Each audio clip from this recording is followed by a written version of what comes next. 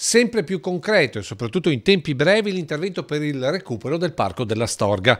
Dopo la disponibilità confermata ai nostri microfoni da parte di uno dei progettisti, è in via di soluzione il problema della supervisione tecnico-scientifica per ogni singolo intervento pratico.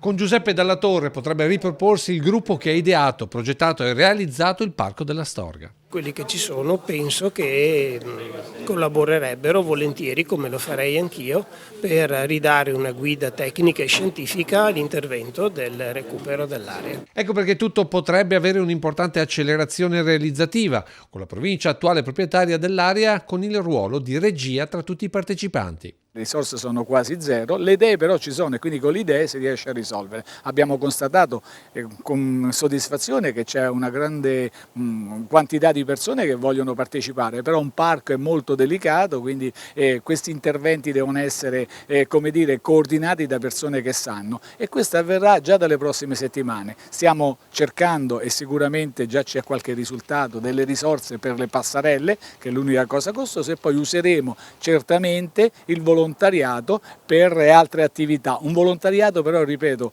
controllato da una parte anche scientifica. Insomma, tutti i tasselli per il recupero del parco starebbero per andare al loro posto.